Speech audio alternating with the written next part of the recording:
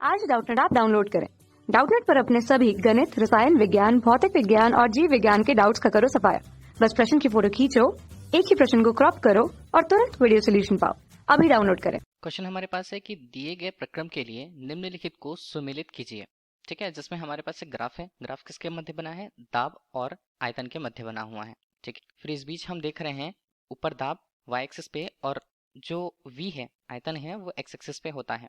ठीक है, प्रक्रम हमारे पास दिए हैं कॉलम 1 पर और कॉलम 2 पर ये पूछा जा रहा है कि कार्य और ऊष्मा से रिलेटेड टर्म्स कि ऊष्मा का मान ज्यादा होगा कम होगा, कार्य का मान ज्यादा होगा कि कम होगा। तो हमें ये देखना होगा कि प्रक्रम के अनुसार ऊष्मा या कार्य का मान किस तरह से परिवर्तित हो रहा है।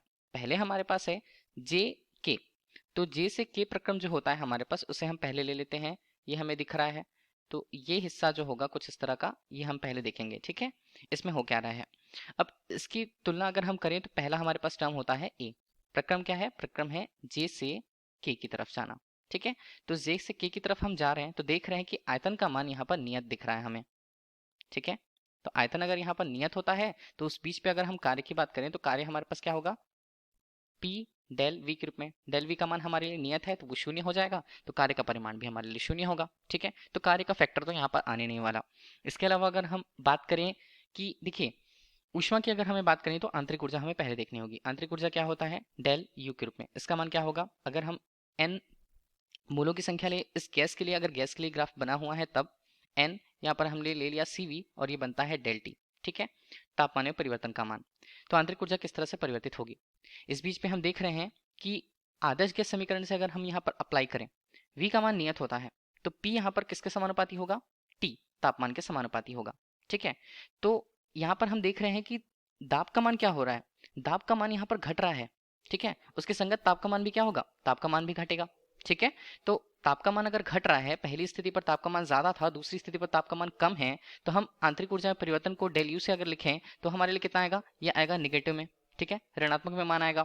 और अगर हम ऊष्मागतिकी का प्रथम नियम उपयोग कर लें यहाँ पर, तो उसके अनुसार अगर हम डेल क्यू का मान डायरेक्टली लिखें, ठीक है, डेल क्यू बराबर क्या होता है? Del W plus del U हम कह देते हैं। ठीक है, इसे समझने के लिए, तो कार्य का परिमाण तो यहाँ पर शून्य है। ठीक, तो डेल क्यू का मान हमारे पास कितना आता है? डेल क्यू का मान हमारे पास आता है ये भी ऋणात्मक रूप में। ठीक, इसका मतलब है क्यू का परिमाण जो होगा हमारे लिए शून्य से कम होगा। ठीक है, ऋणात्मक मान होगा। तो हम इसे देखें तो ए के लिए जो मान आता है कॉलम 2 पर, वो किस में आ रहा है? एस पर। अब दूसरा प्रक्रम जो हमें बताया जा रहा है वो क्या है? दूसरा प्रक्रम है के और एल का। तो अगर हम इसे दर्शाना चाहें तो के और एल हमें कहाँ मिलेगा? के और एल हमें मिल रहा है किसी इस रेखा पर। ठीक है, तो के से एल हम देख रहे हैं, तो दूसरा बी कंडीशन हमारे पास होती है जिसमें के से एल अगर हम बताना चाहें तो क्या नियत है? यहाँ पर दाब का मान नियत है। दाब यहाँ पर अगर नियत होता है तब आयतन के मान देखते हैं। आयतन का मान क्या होगा? आयतन का मान यहाँ पर बढ़ रहा है। ठीक है, तो आयतन के बढ़ने से संगत पे हम देख रहे हैं कि आयतन के बढ़ने से वो अनुक्रमानुपाती रूप से टेम्परेचर के साथ या तापमान के साथ है, तो तापमान भी यहाँ पर बढ़ेगा। ठीक है, जैसे कार्य की बात करें तो कार्य यहाँ पर क्या होता है?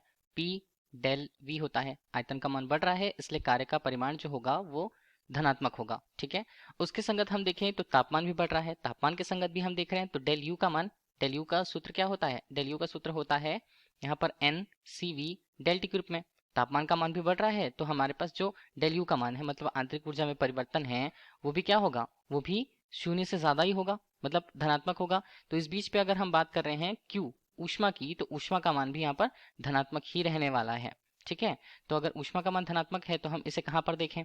कहाँ पर दिख रहा है? हमें बी प्रक्रम के लिए ऊष्मा का मान धनात्मक हमें पी पर दिख रहा है। ठीक है, अब चलते हैं तीसरे प्रक्रम की तरफ। तो तीसरा प्रक्रम यहाँ पर है एल से एम के बीच में। सी हमारे पास है एल से एम, तो एल से एम यहाँ पर हम देख रहे हैं वो कहाँ से कहाँ दिखा रहा है हमें? देखिए फिलहाल पिछला हम हटा देते हैं और हम अब देखते हैं एल से एम। एल से एम हमें दिखा रहा है फिर से यहाँ पर जो आयतन का मान है वो नियत है। आयतन का मान कांस्टेंट या नियत। इस बीच पर हम बोल पाते हैं कि कार्य का परिमाण, कार्य यहाँ पर क्या हो जाएगा? शून्य हो जाएगा, पहले जैसे हमने देख रखा। अब आयतन का मान नियत है और दाब में हो रही है वृद्धि, दाब बढ़ रहा है। ठीक है, दाब बढ़ रहा है तो उसके संगत तापमान है, तापमान भी उसके अनुक्रमानुपाती है, मतलब तापमान भी बढ़ेगा।